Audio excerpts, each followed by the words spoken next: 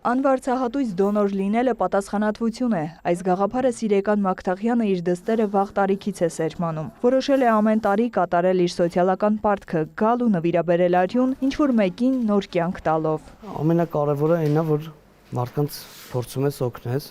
անկախ նրանից թե ում կհասնի քո արյունը։ Կարևորը նպատակին է ծառայում։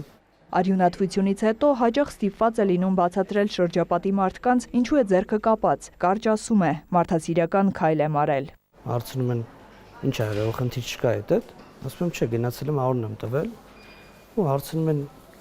ինչքան գումար են տալի։ Ես էլ պատասխանում եմ, որ ընդհանրապես չեմ էլ հետաքրքրվել, չի էլ հետաքրքրում առհասարակ ինչքան գումար են տալիս, որովհետև ես գումարի համար չեմ տալիս, անվարձահատույց եմ տալիս ու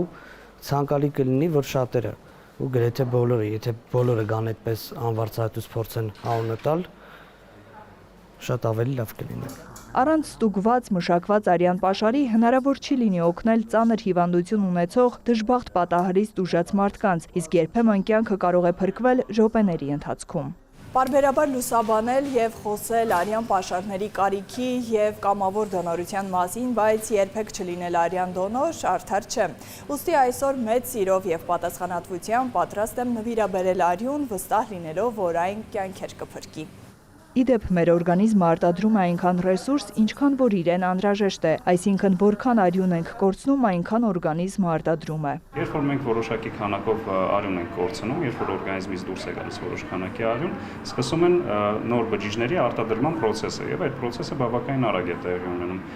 Հեղուկ մասը, որը կար արյան մեջ, մենք երբ որ ջուր ենք խմում, արդեն մեր մարսողական համակարգից կանցնի արյան հում, իսկ բջիջների քանակը շատ արագ կվերականգնվի։ Տարվա ընթացքում տղամարդիկ կարող են արյուն հանձնել մինչև 5, կանայք 4 անգամ։ Մարմնի նվազագույն զանգվածը տղամարդկանց դեպքում 62, կանանց դեպքում 52 կիլոգրամն է։ Արյան 3 բաղադրամասն էլ շատ կարևոր է։ Ամենամեծ պահանջարկը, որ գրեթե 100%-ով սպառվում է, դա էրիթրոցիտային զանգվածն է, այդ կարմիր մասսան, որի պահպանաժամկետը 42 օր է եւ մեր ամենամեծ խնդիրը այստեղ է դեֆիցիտի առումով, որ շատ արագ է սպառվում ու շատ մեծ պահանջարկ ունի։ Մյուս բաղադրամասը թարմ սառեցված պլազման, ինքը թեկուզ եւ պահվում է 3 տարի եւ թվում է թե մեծ պաշարներ կան, բայց իր պահանջարկը շատ քիչ է եւ մեծամասամբ հիմնական 70-80% ժամկետանց խոտանվում է, որ պլազմայի պահանջարկը շատ քիչ է։ Առջևում արյան դոնորի միջազգային օրն է։ Յոլյան արյունաբանության եւ ուռուցքաբանության կենտրոնի տնօրենը շեշտում է, ժամանակակից գիտությունը կարող է ստեղծել նորագույն սարքավորումներ, բացահայտել բարդ մոլեկուլային մեխանիզմներ, սակայն արյան փոխարինող դեռ չի ստեղծվել։ Արյունը կյանք է, իսկ արյունատվությունը կյանք նվիրաբերելու բարձրագույն արարք։ Արյունատվությունը պարզապես բժշկական գործընթաց չէ, այն մեր հասարակության, առողջության եւ համերաշխության ցուցիչն է։ Տարեստարի նկատվում է արյունատվության բոլոր տեսակների քանակական աճ եւ ընդհանուր արյունատվության եւ ամենակարևորը անվարձահատույց կամավոր դոնորության աճ է նկատվում։ Եթե 24 թվականին մենք ունեցել ենք